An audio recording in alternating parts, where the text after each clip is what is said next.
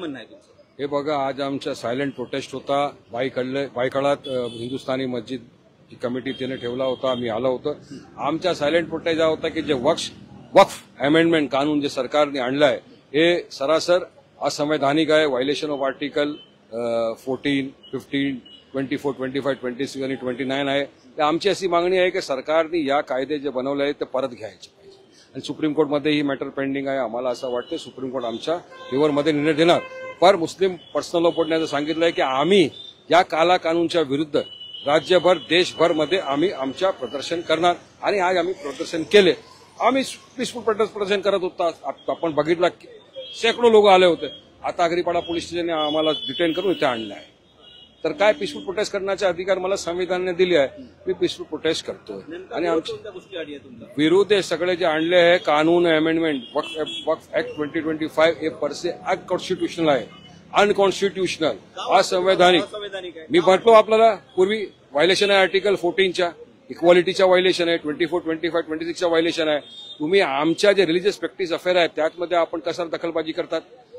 Hindu endowment board आहे त्यामध्ये तुम्ही कोणी मुसलमानला टाकणार का? नाही. तर आमच्या जे अफेअर आहे वक्फ बोर्डमध्ये तुम्ही कसा करता टाकू शकतात नॉन मुस्लिमला. आणि सगळं आमच्या अफेअर आहे. वक्फ बोर्ड आहे, वक्फ ट्रिब्युनल आहे. आणि कोण असा विरुद्ध आहे ते वक्फ ट्रिब्युनलची ऑर्डर चॅलेंज करू शकतात हायकोर्टमध्ये. तर मोदी सरकारने या कानून लावून तेच म्हणतात की आम्ही वक्फच्या प्रॉपर्टी बचावण्यासाठी आणलं आहे. नाही, वक्फला बर्बाद करण्यासाठी असा या लोकांनी कानून आणलाय. त्याच्यामुळे आमच्या विरोध प्रदर्शन आहे. सरकार या अनुषंगानं असं म्हणतंय की एकंदरीतच या बिलांमध्ये मुस्लिमांचं हित संरक्षण होईल असं म्हणणं होतं. नाही, मुसलमानचा हिच्या कधीपासून त्याला असं वाटलंय. मुसलमानसाठी काय केलं त्याने? आमच्या खायापिण्याची त्याला नफरत हिजाबशी. आणि मुसलमानची इतकी तुम्हाला हे होतं बिल्किस बानूच्या ते बलात्कारी तुम्ही त्यांना सोडून दिलं होतं. ते जर बेलवर आले तर तुम्ही त्याला गार्लँड केला, मिठाई त्याला दिली. ते मुसलमानच्या वक्फची जमिनी बचावण्यासाठी नाही, त्याला बर्बाद करण्यासाठी कानून आणलाय. त्यांची नजर, त्यांची नियतमध्ये खोट आहे भाजपांची.